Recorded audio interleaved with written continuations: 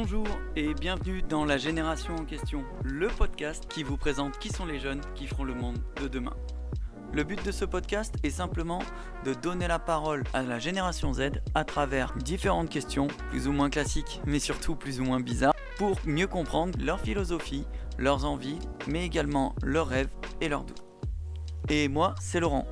Contrairement à ce que mes cordes vocales pourraient vous faire croire, je ne suis pas de la génération Z. Au contraire, la quarantaine commence à me regarder du coin de l'œil. Je suis un éternel enfant. Et c'est pour ça que je me trouve plutôt qualifié pour leur donner la parole, sans le moindre jugement. Donc aujourd'hui, je reçois Apolline. Alors Apolline est une de mes étudiantes qui est en bachelor chargé d'affaires commerciales, option entrepreneuriat et management. Elle est une grande hyperactive, même si c'est pas encore diagnostiqué, mais on ne peut pas avoir autant d'activités et autant de vie sans être hyperactive. Elle est à la fois active sur les réseaux sociaux, sur le terrain associatif, et c'est à côté de ça une professionnelle passionnée dans son travail et qui sait pas faire les choses à moitié. Et c'est exactement pour ça que je voulais vous la présenter. Elle a énormément de casquettes et quoi qu'elle fasse, elle le fait toujours avec un super sourire. C'est ce qu'on appelle communément un petit soleil. Donc, Apolline, la première question, dans quoi est-ce que tu bosses pas? C'est-à-dire l'activité qui va te prendre le plus de temps, que on pourrait croire que c'est ton boulot, alors qu'en fait, bah, tu peu, pas ou pas encore payé pour ça. Du coup, moi, j'avais 2 idées, déjà, parce que je bosse beaucoup pour les réseaux sociaux, du coup, comme tu l'as dit. C'est vraiment un domaine que j'adore, où vraiment je m'y plais et j'y bosse minimum 2 heures par soir.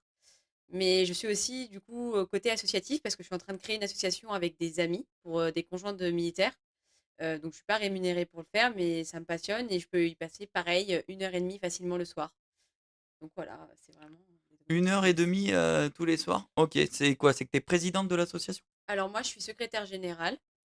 Je suis secrétaire générale et du coup, je fais tout ce qui est statut. Donc je m'occupe de tout ce qui est statut juridique, mais j'envoie aussi les mails pour que les filles, signent, par exemple, la sécurité, tout ce qui est confidentiel et cetera. Mais ouais, ça me prend pas mal de temps parce qu'il faut que je vérifie les signatures, et cetera. OK, donc un gros travail administratif. La question de gens, directs, on dit f de ques une association de femmes de militaires, mais est-ce que ça peut être aussi vous acceptez les maris de militaires ou pas? Alors ça, c'est une question qu'on s'est beaucoup posée, parce qu'on n'a pas eu beaucoup de demandes d'hommes de militaires, mais ça peut arriver, honnêtement, ça arrive de plus en plus d'ailleurs parce qu'il y a beaucoup plus de femmes aujourd'hui dans l'armée.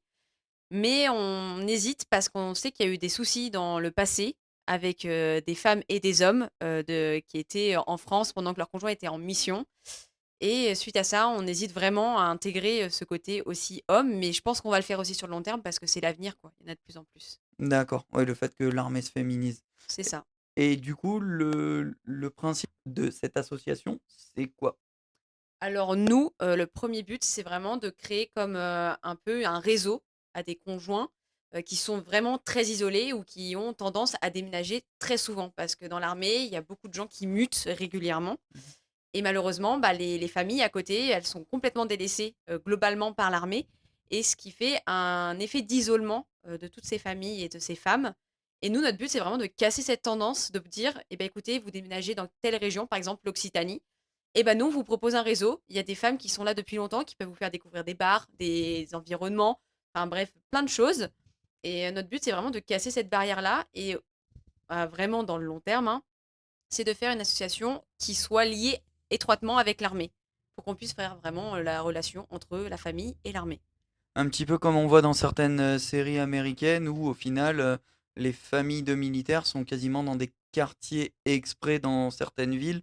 Presque, parce qu'on veut pas non plus que ça soit comme une secte, OK. parce que pour nous, c'est important aussi de faire comprendre aux gens. C'est pour ça que je me suis mise sur les réseaux sociaux, parce qu'on a beaucoup de jugements, nos familles ne comprennent pas forcément. C'est compliqué des fois de comprendre parce que, Mmh. souvent on dit qu'on se plaint et cetera, mais c'est difficile d'être femme de militaire ou conjointe de militaire et en Ouais. fait, on veut faire aussi découvrir et montrer aux gens ce qu'on vit et aussi pourquoi pas les intégrer aussi dans cette vie-là et voilà, c'est vraiment s'ouvrir un peu au monde, mais aussi ne pas délaisser les femmes qui sont, elles, toutes seules. Ouais, et puis en plus, je pense aussi dans le cadre alors là, on parle de femmes toutes seules. Je vois très bien le genre de profil des parents qui disent, «Ouais, mais si tu arrêtes pas de te plaindre, pourquoi tu restes avec?» Mmh. Ce genre de trucs comme ça que Mmh. on peut entendre, que tu as peut-être entendu. Mais je pense aussi, enfin, ce genre d'association, c là où j'y vois un truc qui est hyper important, bah, c'est pour, non pas la femme de militaire, mais la femme de militaire qui est aussi maman. Bah, je pense que le fait d'être enfant de militaire avec un parent qui va être, en OPEX assez souvent, bah, le fait d'avoir peut-être des potes qu'on peut rencontrer via le biais de ce réseau parce que c'est, les enfants des copines de maman, ça permet de se faire un petit réseau de potes qui partagent les mêmes choses que nous. Ça peut peut-être avoir un effet hyper positif pour ces gamins-là aussi, quoi. Ah mais carrément, ça c'est même sûr à 100. Parce que moi je pense à des enfants qui déménagent, tous les 2 ans. Franchement ça doit être super déstabilisant. Moi je l'ai pas vécu, mais je me mets à leur place. Franchement ça doit être, dur, vraiment. Ouais, clairement.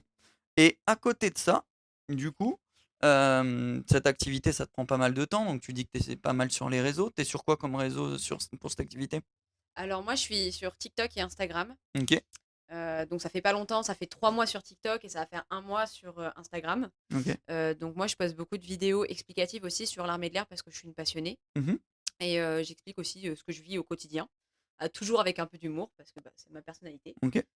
et du coup voilà. Et pour le coup, je rebondis sur ce que tu dis par rapport à l'armée de l'air. L'association, elle est ouverte pour toute femme de militaire, quel que soit le corps d'armée? Totalement, ouais. Même la Légion? Même la Légion. Ouais, OK! ouais, ouais. Donc ça, c'est vraiment l'activité qui va te prendre à balle de boulot, alors que tu en as déjà pas mal. Et justement, on va attaquer là-dessus. Tu es en alternance aujourd'hui, donc pour ta troisième année consécutive, vu que tu as fait un BTS avant. C'est quoi ton activité dans le cadre de ton alternance? On s'en fout des marques, tu as le droit de les nommer, etc. Hein. On n'est pas sur le service public. Hein. Donc moi aujourd'hui, bah, je travaille dans le domaine de l'électricité, vraiment plus industriel et tertiaire. Donc moi, je suis dans une entreprise qui va faire photovoltaïque, gestion technique du bâtiment, après le réseau électrique, courant fort, courant faible. Donc c'est un domaine que je connais depuis toute petite, donc j'adore ce domaine. Vraiment, pour moi, c'est quelque chose qui me tient vraiment à cœur. Et du coup, moi, je m'occupe principalement de tout ce qui est, chargé, commercial. Donc je fais tout ce qui est, l'étude de marché, savoir vers où on devrait aller pour se développer. Après, je fais aussi tout ce qui est, intérimaire. Je recrute les intérimaires, pour les équipes. Je fais pas mal de tout ce qui est communication également. Donc voilà, j'ai une petite casquette un petit peu. D'accord. Donc pour le coup, tu es chargé d'affaires commercial, mais tu es aussi dans le management et tu gères un petit peu du marketing un peu opérationnel au jour le jour, quoi. Oui, c'est ça. Vous êtes nombreux? Alors on est 23 maintenant dans l'entreprise. Et à ton poste? Enfin, à ton pôle d'activité? Alors dans mon pôle d'activité, je suis toute seule. Ah ouais, Ouais, je suis toute seule. il faisait comment avant toi? Bah, ils faisaient rien du coup et c'est juste là, on a eu des nouveaux, entrepreneurs en fait qui ont racheté la boîte et qui ont eu l'envie de développer l'entreprise, mais ils savaient pas comment faire parce que c'est tous les 2 des ingénieurs et ils sont pas du tout dans le domaine du commerce D'accord. et du Ouais, coup, bah, chacun voilà. son métier. C'est ça vraiment, c'est ce qu'ils me disent. Ça te plaît, ce que Ah tu fais? mais j'adore. Franchement, c'est super intéressant et je trouve que le bâtiment, c'est un domaine qui est trop sous-coté. Encore aujourd'hui, il y a trop de préjugés dessus et franchement, si je pourrais casser les barrières qu'il y a sur, tout ce qu'on pense du bâtiment, bah, je le ferais, quoi. Bah, pour le coup, en plus, enfin, j'avais cette discussion il y a pas longtemps avec, un autre de tes profs, avec qui on a des enfants du même âge et on parlait de l'avenir, de quel, métier il pouvait faire et cetera. Et moi, si demain mon fils, il me dit: «Papa, je veux être, je sais pas moi, plombier, plaquiste, menuisier et tout», mais vas-y mon fils, en fait. Parce que pour le coup, on raisonne pas à quel point alors déjà, il y a moyen de gagner de l'argent dans ce milieu, Carrément. parce que tout coûte cher dans le bâtiment. Mmh mh. C'est un secteur qui est très délaissé et quelqu'un qui va se donner les moyens dedans, il peut tirer son épingle du jeu et on a combien, autour de nous, d'artisans, qui sont, alors pas tous, mais qui s'en sortent très bien parce qu'ils auront compris le petit truc du business qui vont faire que ça va mieux Mmh. marcher. Enfin, tout ce qui va être bâtiment aujourd'hui, c'est porteur et puis tu peux demander à n'importe quel maçon, n'importe quel plombier, lui, il a pas peur de l'intelligence artificielle. Ah bah, là, il a pas trop le choix en plus, hein, malheureusement, ouais, ben, oui. C'est sa tête, hein, et c'est ses mains, donc de toute façon, l'intelligence artificielle, qu'il soit là ou pas, Même si on a vu certaines, entreprises de maçonnerie qui proposent des maisons faites, je sais pas si tu as vu ça en imprimante 3D, oui, oui, oui, oui, j'ai avec vu. l'espèce de tuyau là qui coule petit à petit, le béton. Je sais pas ce que ça donnerait, sur la Sur le durée, long mais terme même, je sais pas ce que ça donnerait à voir, quoi. je trouve que c'est quand même un super secteur, quoi et puis en plus, c'est un secteur qui touche tout le monde. Ah bah, là, en fait, tout le monde a besoin un jour d'électricité ou de faire de la plomberie, enfin, Si on a une maison, même si on a un endroit où on travaille, on a besoin de ces domaines-là. Enfin, c'est essentiel. Aujourd'hui, sans le bâtiment, en fait, on n'a rien. Enfin, c'est pas compliqué, hein, c'est réel, hein. C'est vraiment un clairement. secteur, prioritaire. Bah, il y a l'adage, hein, qui dit: «Quand le bâtiment va, tout va». Clairement. C'est clairement un poumon de l'économie. Hem, est-ce que tu comprends, toi qui travailles, du coup avec ton activité, avec pas mal de générations différentes, et aussi avec ton activité associative, est-ce que tu comprends l'espèce de conflit générationnel qui, alors si on écoute pas mal de personnes, au global, salut JB, on a toujours eu, petite private joke, on a toujours eu le débat de la génération qui arrive, elle est toujours pire.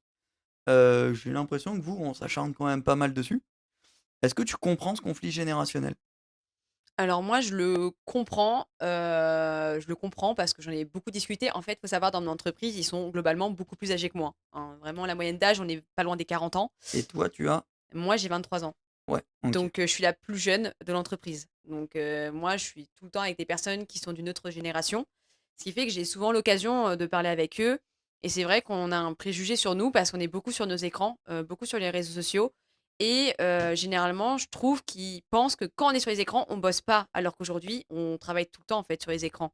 Donc ça veut pas dire qu'on fait rien, c'est juste qu'on travaille différemment et qu'ils ont du mal à comprendre nos méthodes de travail aujourd'hui, je pense. Ouais, et par rapport à la caricature que on dit que vous êtes des feignants, que vous voulez, pas vous investir et cetera machin, tu pas été confronté à ça toi? J'espère qu'avec tout ce que tu fais, tu pas été confronté à cette question? Bah, moi, en fait, vu que j'ai bossé très jeune, non, enfin, j'ai eu vraiment cette chance-là, mais malheureusement, j'entends beaucoup de jeunes dire ça et je trouve ça un peu désolant parce que moi, je connais beaucoup de personnes qui travaillent à côté de l'école, par exemple, Mmh, pour pouvoir payer leur loyer, pour pouvoir payer leur nourriture parce qu'aujourd'hui, il y a des familles, elles sont très démunies niveau argent. Elles bien n'ont sûr. pas ce pouvoir de pouvoir, acheter à leurs enfants un appartement ou de le louer ou de faire les courses. Alors j'en connais plein, mais vraiment à côté de leur licence, même nous, bah, on est dans une école où on fait beaucoup d'alternance, mais les jeunes, ils s'y donnent vachement, quoi. Donc je trouve ça vraiment pas juste et on a beaucoup d'auto-entrepreneurs en plus dans Bien l'école. sûr. Ça, c'est une preuve que encore une fois, on est même courageux parce qu'il faut un certain courage pour faire ça, quoi. Bah, la dernière fois, on avait fait, je sais pas si tu te rappelles, dans ta classe, j'avais demandé à la main levée qui avait un siret. Il y a eu pas mal de Ouais. mains qui se sont levées. J'ai refait le test avec les masters. Je crois que j'avais 2 tiers de la classe quasiment. Bah, ouais, c'est pour Donc ça, hein. C'est il énorme. bah, alors, du coup, vous confirmez un petit peu ce qu'il dit que, bah, vous avez pas envie de travailler pour des patrons, mais en fait, c'est normal, vous avez juste envie de bosser pour vous, en fait, ou pour des patrons qui valent le coup. Toi, de ton côté, comment tu penses que ta génération, elle est perçue? Et est-ce que tu trouves qu'il y a des trucs sur lesquels vous êtes vraiment proche de la caricature? Je pense qu'on me dit souvent qu'on est une génération qui rentre pas dans les cases, Oui, qui est un peu électron libre. Et ça, je trouve que c'est vrai. Aujourd'hui, on est très électron libre et on a envie de cette liberté. Mais encore une fois, ça ne veut pas dire qu'on ne veut pas bosser, loin de là. Moi, je sais qu'il y en a une dans la classe, par exemple, elle veut prendre son van après l'école et faire, de la community management dans son van, tout en voyageant. Est-ce que ça veut dire qu'elle veut pas bosser? Pas du tout, au contraire. C'est juste qu'elle a une méthode de travail qui est différente de la norme aujourd'hui. bah, surtout que community management, t'as pas besoin d'avoir de bureau fixe. C'est ça, clairement. Donc c'est pas parce qu'on n'est pas dans un bureau qu'on peut pas bosser et ça, c'est quelque chose, bah, je pense, c'est le conflit de base, je pense, ça vient de là. C'est que les gens disent que on doit bosser de derrière un bureau alors que, bah, pas forcément, en fait, ça veut rien dire. J'avais, cette discussion avec, bah, la marraine de l'émission qui a fait la première, donc Laurine Marcellin, Mmh. qui a eu un épisode où, désolé encore, le son devait être catastrophique, on n'avait pas encore la qualité des micros qui étaient là. On s'améliore au fur et à mesure. Le principe, c'était de dire, bah, en fait, le le problème des générations précédentes, alors les boomers, c'est encore pire, mais ne savaient pas qu'ils avaient le choix. Vous posez la question, en fait: «OK, je dois arriver à tel taf. Est-ce qu'il y a des choses que je peux changer?» Et en fait, tout ce que vous pouvez changer pour améliorer votre confort de vie et de travail, bah, en fait, vous vous créez des choix que les gens avaient pas avant. Ils savaient même pas que c'était une option. C'est une citation de geek, mais dans Naruto, il y a un personnage qui s'appelle Itachi, je sais pas du tout si Ouais, tu es ouais, si, fan de si, si, manga, si, si. qui dit, «Tous ont jugé mes choix, mais aucun m'ont demandé quelles options j'avais». Et en fait, bah, vous prenez pas la tête, vous dites: «Bah, on va créer des options» Ouais. et le fait de vous les créer, vous mettez juste en face l'ancienne génération que peut-être que eux, ces options-là, ils se les sont pas créées. Le conflit vient peut-être de là, mais j'ai pas l'impression qu'il y a quelqu'un qui ait tort. Ouais, et je pense aussi, il y a une phrase qu'on dit beaucoup, c'est le one life. Mmh, Ça, on est très dans cette optique-là de toute façon, si on n'essaye pas, on saura jamais. ouais. Donc en fait, on ose et c'est peut-être pour ça aussi qu'on est peut-être pas vraiment apprécié, c'est qu'on aime beaucoup le risque aussi aujourd'hui, autant dans le travail que dans la vie personnelle et pourtant des fois ça fonctionne. Enfin, pour beaucoup de gens et de jeunes, ça peut fonctionner et je trouve que c'est ça même qui enrichit notre, société aujourd'hui, quoi. OK. C'est quoi qui t'intéresse en ce moment? Bah, du coup, j'en ai un peu parlé, juste avant, c'est tout ce qui va être, l'armée de l'air. Je lis énormément de publications, je me suis acheté beaucoup de bouquins dessus et je regarde aussi beaucoup de vidéos, parce que c'est quelque chose que j'aime beaucoup regarder et que je trouve super intéressant et enrichissant. Donc voilà. Que tu t'y intéresses depuis longtemps ou ça t'a pris, repris, Alors, moi, il faut savoir depuis la primaire, je vais être militaire, donc moi, c'est l'armée, c'est quelque chose que j'aime beaucoup. mais que fais-tu Hem, là? ouais, vraiment, des fois, je me le demande, mais ouais, non, mais c'est vraiment un métier que j'aime beaucoup. C'est une mentalité particulière et c'est un secteur, je trouve, qui a vachement de préjugés et moi, j'aime bien m'y intéresser et casser un peu les codes dessus et pour ça, il faut s'informer et j'adore m'informer, en apprendre plus et du coup, je fais un peu d'histoire, à côté, là-dessus, quoi. OK. Et les publications, tout ça, t'as des sites, des livres à recommander pour des personnes que ça intéresserait plus que d'autres? Ouais, carrément, bah, surtout sur l'armée de l'air. Moi, je sais qu'il y a Air Actualité qui existe en librairie. Ça coûte rien du tout si on veut juste s'intéresser de temps en temps. Ça permet de savoir ce qui se passe un peu dans le monde, Mmh. autant, dans l'armée de l'air que, pas forcément. Ça peut être aussi sur les pompiers, militaires ou des choses comme ça. C'est super enrichissant, Il vraiment. parle un petit peu des développements technologiques qu'il y a derrière Ouais, aussi? carrément aussi et aussi sur tout ce qui est innovation au sein des bases, enfin vraiment il y a beaucoup d'informations et ça casse le préjugé de, l'armée c'est la guerre parce qu'aujourd'hui c'est plus du tout ça. Ouais, Du coup, j'aime beaucoup c'est ce le maintien de catalogue. la paix. Voilà, bah, aujourd'hui c'est plus ça quoi et surtout pour l'armée de l'air. Mais c'est pour ça que j'aime beaucoup regarder, Air Actualité ou encore on a, Pierre de Taillac. Donc ça c'est des livres, vraiment sur l'histoire, plus, OK. historique et c'est super intéressant aussi. Est-ce que tu connais, je crois que c'est, heu, l'histoire de Marie Poitevin? Hey, petit erratum, après pendant le montage, il s'agit en fait de Marie Marvin. Et l'épisode qui en parle, c'est la fiancée du danger pendant les axo-portraits d'Axolot. Je vous laisse avec Apolline. C'est une nana qui est Mmh. incroyable. Il y a une super vidéo de Axolot bah, à laquelle je fais un coucou aussi cette chaîne parce que je vais flexer 2 minutes. J'ai un message de Patrick Beau, le créateur, qui m'autorise à lui piquer des questions de son podcast. Donc je me permets de le citer encore une fois. Trop bien! Ouais, j'étais trop heureux quand il m'a répondu. Je l'avais déjà rencontré au festival Frames à Avignon et c'est quelqu'un qui est extrêmement disponible et alors, qu'il a une certaine aura et un certain succès. Il avait une émission qui s'appelait Zaxo Portrait où il dressait le portrait de personnalités incroyables et cette personne, c'est la personne qui, au-delà d'une vie incroyable, a développé l'aviation sanitaire. Donc les premiers avions pendant la Première Guerre mondiale qui avaient pour mission Mmh. d'aller sur le front, récupérer les blessés et cetera. C'est la première femme pilote au monde, elle est française, c'est la première, une des premières à avoir, développé le côté militaire et infirmière, Mmh. plus le côté, volant et à côté de ça, c'est une, multiple médaillée et cetera. Enfin, elle a une vie de malade. Ça vaut vraiment le coup de regarder les axo-portraits, où, elle en parle et du coup, ça m'y fait penser vu qu'on est sur le terrain militaire, mais plus sur le maintien de la paix là, pour le coup, Oui, bah, oui, l'histoire quoi. Après c'est normal. carrément. Hem, on va changer un petit peu de registre. C'est quoi l'œuvre alors tu mets ce que tu veux derrière œuvre, hein, OK. que tu voudrais oublier complètement pour re-avoir le plaisir de la découvrir parce que, bah, la découverte est encore plus importante que l'œuvre en elle-même. Moi je pense que je dirais Game of Thrones, Les livres ou la série? à la série.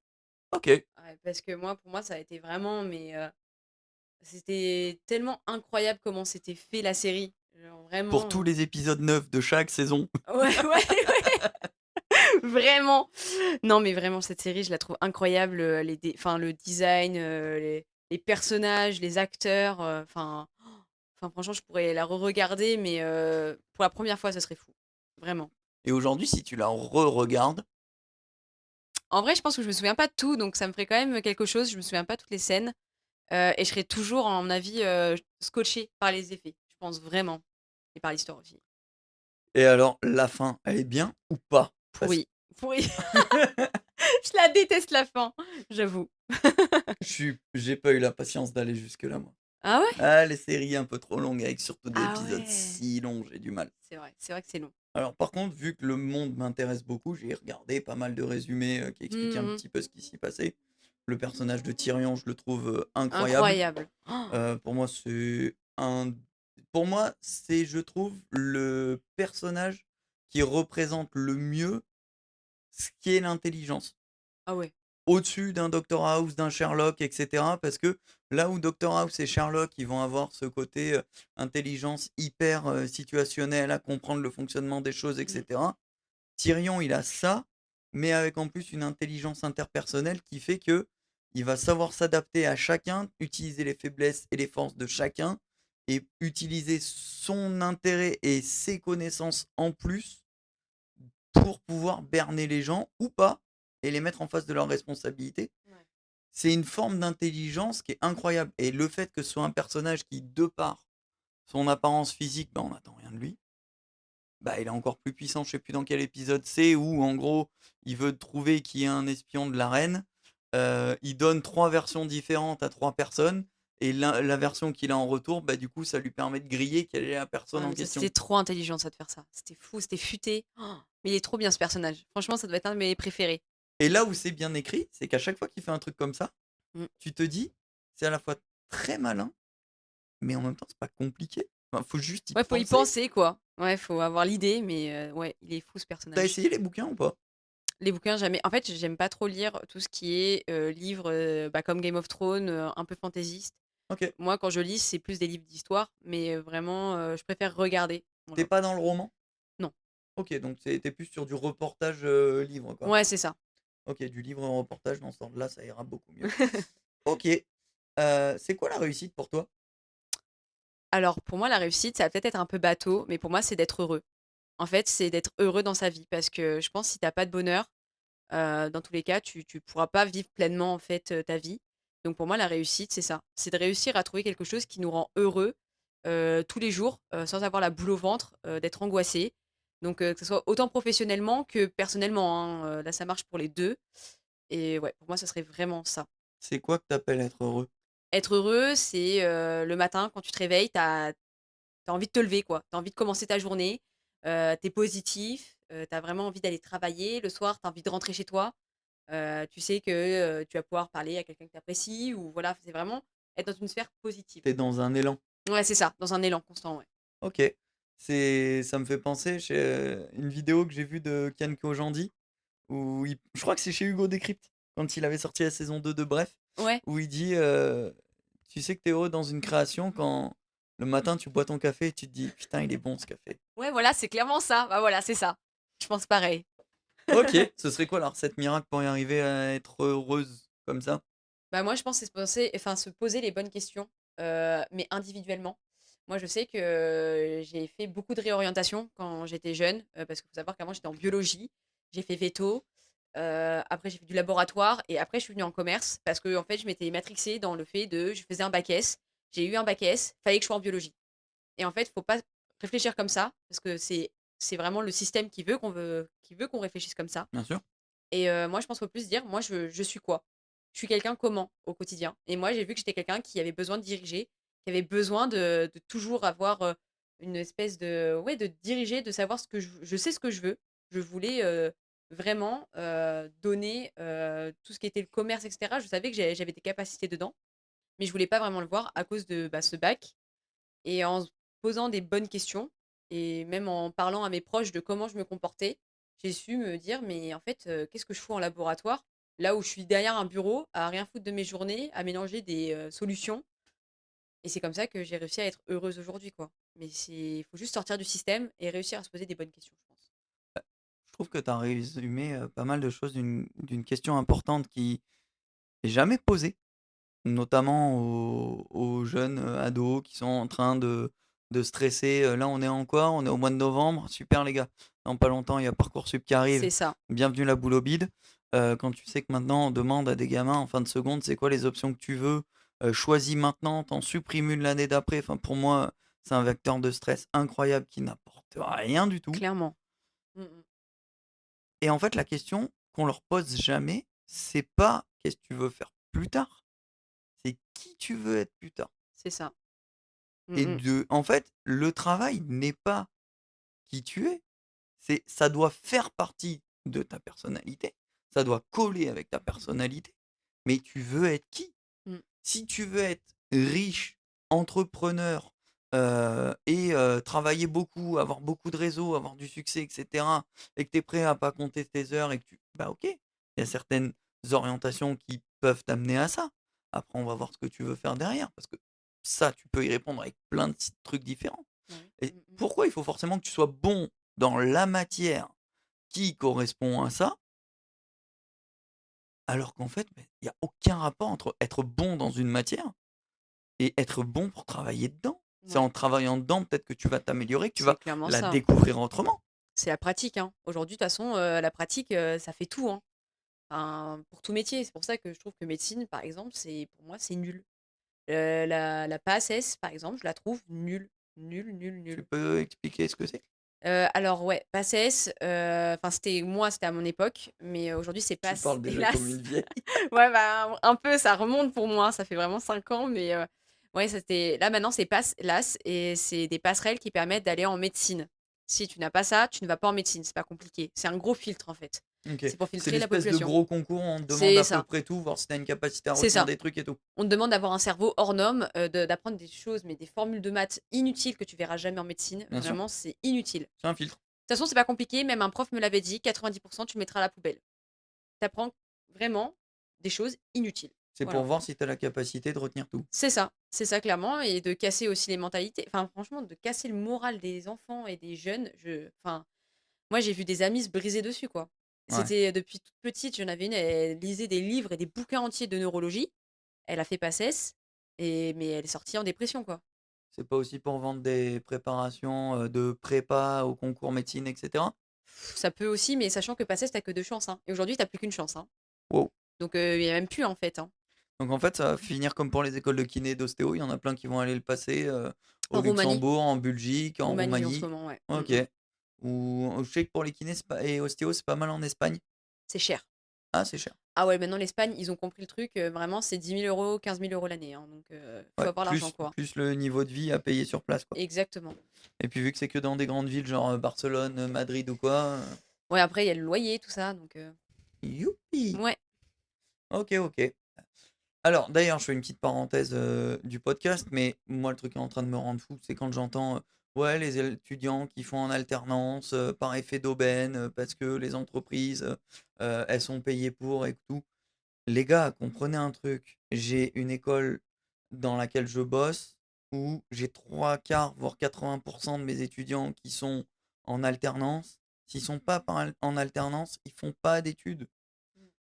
Ah Ils ouais, font non. pas d'études. Ils ont pas les thunes pour payer. Papa, maman gagnent juste ce qu'il faut de trop pour ne pas avoir droit aux aides de Crous, Mmh. pour que les étudiants soient logés et puissent avoir droit à des bourses et pas assez pour pouvoir financer le train de vie d'un étudiant dans une grande ville, alors que papa, maman habitent à 1 heure, 2 heures, 3 heures d'ici. J'ai des étudiants qui se tapent 2 heures de route pour Ouais. venir en cours parce ils habitent au fin fond de la Lozère ou au fin fond de l'Aveyron. C'est soit Montpellier, soit Toulouse. Les loyers sont hyper compliqués et en plus, on ajoute à ça le génialissime idée de Parcoursup, mais les facs les prennent pas, il y a pas de Ouais. place. Donc OK, continue à râler sur le fait qu'on aide les entreprises à recruter des alternants. Qu'est-ce qu'on va faire de ces étudiants? Si on peut pas les prendre en alternance? Alors moi, je suis de la génération où il y avait zéro aide. On n'attendait pas qu'il y ait des aides de l'État pour remplir les écoles de commerce. Mais toujours est-il que, bah, aujourd'hui, enfin, peut-être toi je sais pas toi la première, mais peut-être que si t'as pas d'alternance, t'as pas les moyens de payer tes études. Moi, c'est surtout que j'ai un prêt étudiant, en fait, à rembourser, En plus, donc si j'ai pas d'alternance, en fait, je suis dans le rouge, tout le temps, en fait, ouais, donc j'ai pas le choix. Donc c'est bon, compliqué. c'est sûr. C'est quoi le plus gros mensonge universel qu'on t'ait dit? L'espèce de truc qui est balancé comme une vérité générale et que, bah, tu te dis: «Bah, au final, ça, c'est pas vrai». L'argent, c'est pas le bonheur. Mais alors, c'est peut-être il y en a plein qui vont pas être d'accord avec moi. Je sais qu'il y en a beaucoup qui sont en mode: «Mais pas du tout, l'argent ça fait pas le bonheur», moi je suis désolée, je trouve que si. Parce que moi j'ai envie d'avoir des enfants sans me dire: «Putain, mais je vais faire comment pour payer leurs études? Je vais faire comment pour, leur offrir des vacances? Je vais faire comment pour, pouvoir subvenir à leurs besoins quand ils vont devoir passer le permis?» par exemple. Je vais faire comment, si jamais, moi je sais pas, je veux m'acheter une grande maison avec du terrain? Moi, j'avoue que l'argent m'attire, voilà, je le cache pas et je le dis. Moi, pour moi, c'est un de mes critères dans mon avenir. Je veux gagner de l'argent et pour moi, aujourd'hui, tu n'as pas d'argent, c'est difficile d'être heureux et d'être bien dans la vie. Franchement, Oui, oui, clairement. Bah, ça te donne le choix, en fait. c'est clairement ça, ouais. Après, il y a en fait, la question de l'argent, pour le coup, c'est vraiment quelque chose qui est propre à chacun, à quel point on en veut, qu'est-ce que ça vaut de l'avoir et cetera et après, c'est surtout ça dépend où tu es. Parce Mmh. que si demain je te donne, 6 000 € par mois, ça a l'air pas mal vu comme ça. Maintenant je te dis, par contre tu es obligé d'habiter à Paris, 1re couronne, Là, c'est ou compliqué. 16e, là ça va être chaud. Là, Tu ça vas va être être, chaud, ouais. ressenti smicard à Ah oui, Montpeul. Par contre si je te dis tu as 6 000 au fin fond de la Lozère, ah bah alors tu là, bien là. Ouais, ouais, là, là tu tu vas bien. au golf tous les dimanches, hein. Ah bah oui! On n'a rien contre vous les Lozériens, on vous aime bien quand même, hein. Justement, vous pouvez être vite riche du coup. C'est C'est cool! clair. OK. Donc pour toi, si l'argent contribue au fait d'être heureux et du bonheur. Carrément. Ah ouais, à 1000. Vraiment. OK, ça roule, ça roule, ça roule. Je trouve ça débile la question de: «On est riche à partir de combien?» mais Bah c non, moi je pense que ça dépend après de chacun et du train de vie qu'on a envie de vivre, quoi, c'est en clair. plus. Donc bon, Tu des gars, 10 000 € par mois qui finissent dans le rouge tout le temps parce qu'en fait, ils ont un train de vie beaucoup trop élevé. ouais, c'est ça, clairement. Moi, pour moi, c'est pas une question de chiffres, c'est une question de capacité de dépense. C'est ça, clairement et de ce qu'on a vraiment envie, quoi, de vivre parce que, par exemple, il y en a qui veulent voyager dans le tour du monde, bah là, financièrement, il faut beaucoup. Moi, j'ai pas envie de voyager plus que ça, mais je veux une belle maison, voilà, c'est tout. Moi, pour moi, être riche, c'est le moment où, quel que soit le jour du mois, tu ouvres ton frigo, il est vide, tu vas faire les courses, tu sors ta carte bleue à la caisse et à aucun moment tu es stressé. Ouais, c'est ça, voilà et bah, c'est ça que je veux pas vivre, tu vois? Ouais, vraiment, tu as décrit vraiment le sentiment que je fixe, c'est pour ça l'argent, c'est trop important. OK, Mais vraiment, tu veux de la sérénité. c'est ça, clairement. C'est Ouais. quand même triste de se dire que pour être serein, on est cantonné à de l'argent, non? Je trouve ça très triste, ouais, mais malheureusement, c'est vraiment une réalité. Mais ça, c'est pas que depuis notre génération. Oh bah, non. Honnêtement, ma grand-mère, elle a toujours été très précaire. Elle a toujours été, avec beaucoup d'enfants et peu de moyens. Et même elle, elle le dit, hein, si elle aurait été avec beaucoup plus d'argent, sa vie serait mais 20 fois plus sereine, quoi, Ouais, aujourd'hui. forcément. Mmh. C'est quoi le donc ça, c'est fait. Tu as envie de quoi plus tard? En dehors de la grande maison et tout le reste? Plus tard, moi, bah, l'argent, ça, je l'ai déjà dit, donc je vais aussi aller sur un autre domaine, c'est avoir, ma propre entreprise, ma propre fierté. Et de créer quelque chose, de moi, en fait, qui vient de moi. J'ai vraiment envie de prouver de quoi je suis faite, de montrer aux gens qui ont pas cru en moi aussi quand j'étais jeune que, bah, voilà, aujourd'hui, je sais faire ça, regardez-moi bien et ouais, j'ai envie de prouver, ce que je suis, en fait. OK et tu une donc toi, pour le coup, la dernière fois, on en parlait en cours, Mmh mh. entreprendre, c'est pas forcément créer quelque chose de A à Z, ça peut être reprendre une boîte, être en franchise. Toi, pour le coup, vu que tu veux que ce soit ton bébé à toi, tu serais sur un départ de A à Z. Ouais, de préférence, mais après, voilà, à voir si c'est un achat, mais moi, ce serait pour, totalement le transformer. Par exemple, j'ai peut-être une idée, c'est de reprendre l'entreprise de mon père, mais par contre, ce serait pas la laisser, dans son état actuel. Moi, ce serait vraiment, ouvrir des chaînes, en France, enfin, le pousser beaucoup plus loin, quoi. OK, ça roule, ça roule, ça roule. Donc envie d'avoir un truc à toi. Ouais, voilà, c'est ça. Tu seras une tyran comme patronne, Ah, toi. carrément. Non, je rigole quand même pas. Je t'ai vu en travaux de groupe, hein.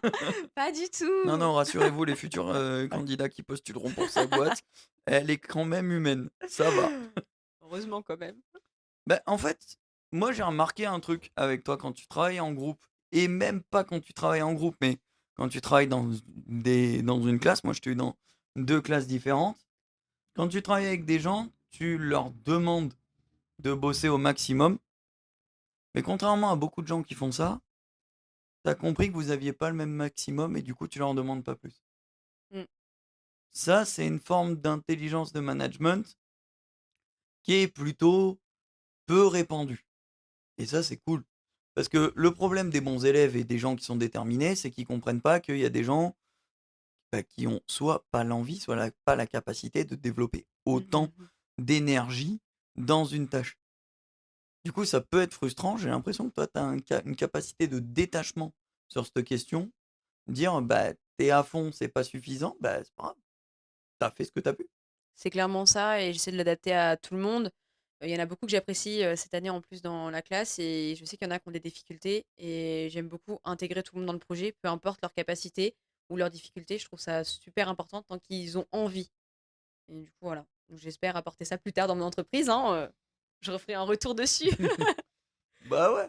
Si tu le fais pas, ils auront des preuves que tu voulais le faire, hein. Oui, voilà. Je l'ai dit au moins. Ça roule. Je te donne une clé. La clé, elle est universelle, tu la mets dans n'importe quelle porte, elle ouvre la porte. Par contre, à chaque fois que tu ouvriras cette porte, ça t'amènera au même endroit et au même moment de l'année, à la même saison, etc. Machin. La clé, tu la mets dans la porte, ouvre la porte, t'es où? Je sais pas si tu as la référence, ça serait dans la maison de Twilight, tu l'as ou pas? À la maison Dans la des forêt. Cullen? Ouais, voilà. La maison super design, toute cubique, Voilà, etc. voilà, dans la forêt vraiment, super isolée. Bah, franchement, ça serait là, 100. Pourquoi? Parce que, j'adore la nature. Moi, vraiment, ça m'apaise énormément, ça me rend sereine et ça me permet vraiment de faire une, vraie parenthèse dans ma vie à chaque fois que je retourne en nature et je sais pas, cette maison, elle m'inspire vraiment, le calme, l'apaisement. Je trouve qu'elle est très esthétique, très belle. Je m'y sens bien, en fait et vraiment, ce serait la maison de mes rêves, hein, je vais pas m'en cacher. Et moi, j'aime être chez moi, je suis quelqu'un de très casanière, j'aime pas le bruit, j'aime pas les gens particulièrement, enfin, j'aime pas être dans les bains de foule, c'est vraiment pas mon truc et du coup, voilà, pour moi, être chez moi, c'est le meilleur, endroit donc voilà. Ok. On va passer à la partie la plus compliquée. Oui, je vois. Le principe des normalement 5 pourquoi, mais sans déconner, on va pas te demander de te livrer devant une antenne. Donc on va se limiter à 3. Pourquoi tu as envie d'avoir une boîte à ton nom?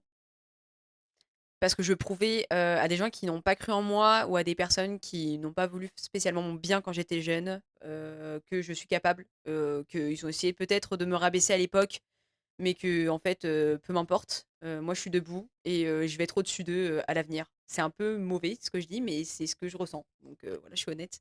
Pourquoi tu as besoin de prouver quelque chose à quelqu'un d'autre et pas à toi-même? Parce qu'en fait, j'ai été souvent sous, le regard des autres, petite. Le harcèlement, je pense qu'il y en a plein qui le connaissent. Je pense que je suis pas la seule à l'avoir vécu et moi, c'est quelque chose, oui, je le fais aussi pour moi en partie, hein, je vais pas le mentir, mais je veux montrer aux autres qui cassent, les gens en 2 parfois que, peu importe, leur force, le plaisir qu'ils prennent à nous casser, on sera toujours au-dessus de ça et au-dessus d'eux et je veux prouver aussi aux personnes qui se font harceler qu'un jour ça s'arrête et qu'ils peuvent être très forts dans l'avenir et qu'ils peuvent être au-dessus de tout ça en créant leur propre boîte, en mettant des noms, sur des paquets de chips s'ils en ont envie et voilà quoi.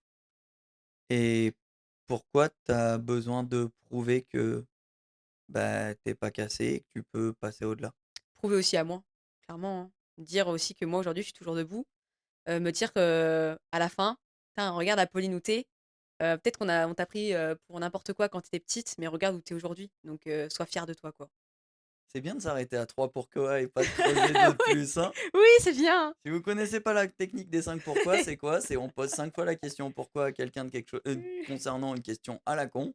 Ça peut être pourquoi t'aimes le chocolat, hein, ça peut être aussi on s'en fout de la question Oui. prétexte et l'idée c'est à chaque fois d'essayer de creuser pourquoi, parce qu'on a tendance toujours à se mentir un petit peu des vraies raisons de pourquoi on fait les choses et c'est con, mais tu vois, c'est un truc que je fais avec pas mal d'étudiants qui sont en galère pour trouver leur alternance ou quoi et je leur demande pourquoi ils veulent faire telle formation et des fois, je creuse. Alors, il y en a beaucoup qui pleurent, hein, soyons clairs. Mais comme je leur dis, hein, vaut mieux que tu pleures devant moi que devant un recruteur. Clairement. Et le principe, c'est que des fois, il y en a, en faisant ça, conscientisent leur choix. Et quand après, tu tombes devant quelqu'un qui va te demander pourquoi je te recruterai, ben en fait, la raison que tu vas donner, tu y crois. Parce que tu l'as conscientisé. C'est vrai. Donc, normalement, c'est 5 pourquoi, mais on s'arrête à 3 pour pas déconner. C'est quoi les conditions de travail dans lesquelles tu es la plus efficace? Là où j'ai le plus de liberté. parce que moi, je suis quelqu'un de très créatif de base. J'aime beaucoup créer. J'ai beaucoup d'imagination depuis toute petite et j'aime apporter mes idées. J'aime aussi être écoutée, on va pas se mentir. J'aime, qu'on écoute ce que j'ai à dire et les projets que j'aimerais apporter en plus. Mhm. Donc voilà, vraiment un endroit où j'ai de la liberté, où on croit en moi et voilà. Ça ressemble à quoi physiquement le bureau de tes rêves en termes de liberté, en termes d'épanouissement, que ce soit, je sais pas moi, la forme qu'il a, les matériaux, les heures auxquelles tu y vas, les Mmh. trucs que tu as à disposition. Moi, alors, je suis une fan de noir, donc j'aimerais que ça soit sombre parce que ça m'apaise, d'être dans l'obscurité un petit peu, donc vraiment ce serait ça. Matériaux bois, un peu, voilà, j'aime bien tout ce qui est bois. Moi j'irais franchement, je m'en fiche un peu, j'aime bosser. Franchement, j'adore ça. Travailler, c'est mon truc, c'est mon dada. Si je dois faire 10 heures dans la journée, je le fais, je l'ai déjà fait et je le referai. Tant que c'est pour que ça marche, et que j'ai la motivation, je le ferai, je m'écouterai toujours. Par contre, ce que je veux faire, c'est aussi aller sur le terrain. Pas être toujours derrière un bureau. Parce que pour moi, pour être efficace, faut être sur le terrain aussi. Il se passe quoi si on te dit non, c'est pas possible? Bah, je le ferai. Mais je ferai ma propre boîte. Ouais. Non, mais Ah! un cas réel. Non, si, je sais pas, tu vois, l'exemple simple. Mmh. Je te dis ça en étant une personne incapable, impossible à manager, hein. C'est d'anciens patrons à moi qui me l'ont dit, hein. Ouais. Le côté de, bah, tu amènes un projet, on te dit: «Non, c'est pas possible parce que, le temps, parce que l'argent, parce que ceci, parce que cela». Comment tu réagis à ça? Bah, je l'ai déjà eu, par exemple, dans mon entreprise, hein. Des Je me fois, doute. je propose des projets, qui sont pour moi intéressants, mais c'était peut-être pas le moment et cetera. Mais généralement, je garde l'idée, je la note quand même quelque part, mais je le prendrai jamais mal parce que tant qu'il y a une raison derrière et que c'est pas juste parce que je m'appelle Apolline Bouquet, voilà. Moi, je m'en fiche. Moi, je veux vraiment que ça soit parce que, il y a une raison. Besoin de comprendre, quoi. Besoin de comprendre, c'est ça, parce que je pense que c'est comme ça qu'on grandit aussi. Oui, puis au pire, si jamais on t'explique les raisons, tu vas peut-être trouver un moyen de les contourner. C'est ça, exactement. Après, il y avait un truc qui était, que j'avais vu qui était plutôt pas qui est pas que j'avais vu, que j'avais eu en cours. J'avais eu un prof de leadership, monsieur Amos, il me semble. Ouais, monsieur Amos, qui était un prof, je crois, américain. Enfin, en gros, anglophone natif. Mmh. Et en fait, qui disait: «Quand on vous donnait une idée qu'elle est rejetée, vous passez par les mêmes phases que pour un deuil». Donc au début, bah, vous êtes, dans alors je sais plus l'ordre exact, mais en gros, il y a la colère, le déni, la négociation Mmh. et après il y a un petit Dépression un côté peu, ouais, dépression j'ai et vu. après on passe à l'acceptation. Mmh. Pour le coup, je me suis rendu compte en management, notamment management en classe et cetera, quand des études sont quand des propositions sont refusées dans des travaux de groupe, tant que l'étudiant a pas fini sa phase de micro-dépression qui va avec le rejet de son idée, Mmh. ça sert à rien de lui donner de nouvelles idées. Il Mmh. les rejettera en bloc, parce qu'il est encore bloqué sur l'ancienne. Et quand tu prends en compte ça, tu te rends compte que des fois, il y a des groupes qui ne fonctionnent pas juste parce qu'ils vont trop vite dans le fait de vouloir passer à une idée: «Non, elle est pas bonne, on passe à la suivante». Des fois, ça fait des espèces de dialogues de sourds qui n'avancent pas. Ouais. C'est juste parce qu'on laisse pas aux gens le temps de digérer le fait que: «Non, c'est fini, ça on le fera pas, c'est mort». Ouais, c'est vrai, ça peut arriver, hein. Surtout quand des personnes prennent des projets vraiment à cœur. Bien sûr, Ça peut arriver dans les travaux de groupe, hein. clairement. Pourquoi tu as accepté de participer à ce podcast? Parce que je trouvais ça super intéressant d'avoir plusieurs profils. Je pense être un profil assez atypique, hein, parce que je j'ai jamais rencontré de double de moi dans ma génération. Donc Dans voilà. les autres, oui? Dans les autres, oui. Ouais, OK. ouais, ça m'est arrivé dans les autres, mais la personne avait, 50 ans, donc peut-être que je me suis juste trompée, d'âge, à la naissance, je sais Tu pas. une jeune vieille. Ouais, c'est ça, vraiment et je me dis: «Ça peut être super intéressant, voilà, de montrer qu'il y a plein de profils différents et qu'il y a aussi des gens qui croient en notre génération», parce que moi, j'y crois en notre génération. Donc voilà. Donc ouais, ouais, c'est, pour ça que je voulais participer au podcast. OK. Apolline, le moment émotion du podcast, on va dire, hein. Et je te connais, c'est un truc que tu auras dû préparer dans ta tête vu que je t'ai envoyé les questions en avance. Oui. Tu dois envoyer un message vocal à toi il y a 10 ans, à toi dans 10 ans.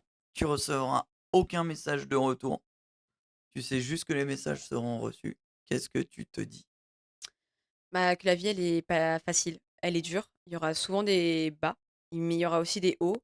Il faut résister, il faut vraiment croire en soi, dire que la vie des autres, on s'en fout, en grande partie.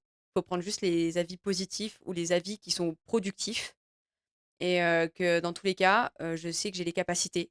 on a les capacités d'avancer, moi et moi. Et dans tous les cas, si j'échoue, il faut pas que je tombe. Au contraire, l'échec, c'est quelque chose qui nous fait forcément avancer dans tous les cas. On apprend toujours d'un échec et que c'est pas grave si on échoue, on continuera toujours à avancer, un pas devant l'autre et tant que ça nous tue pas, ça veut dire qu'on doit avancer. Super. Voilà. Donc voilà, elle va finir coach de vie dans pas longtemps, Apolline. Pourquoi pas? Un mot de la fin. Et bah, franchement, c'était un super moment. J'en ai même appris un peu sur moi en discutant finalement dans ce podcast, donc c'est trop bien Ça fera et 60 balles. allez, bah, c'est parti, je prépare ma carte bleue, c'est parti. Non, mais vraiment, je trouve ça le concept est super, je trouve ça super intéressant, et j'espère aussi que, bah, certains auront peut-être un déclic en écoutant, pas ce que je dis, mais ce que tu fais en tout cas, en écoutant d'autres personnes dans peut-être la même situation qu'eux ou pas et franchement, je trouvais ça génial. Donc merci de l'avoir proposé en tout cas. Avec plaisir. Merci Apolline. Merci à tous d'avoir suivi cet épisode. Il est déjà fini. On se retrouve d'ici une quinzaine de jours avec un nouvel invité. Cette fois-ci, je partirai sur Amine.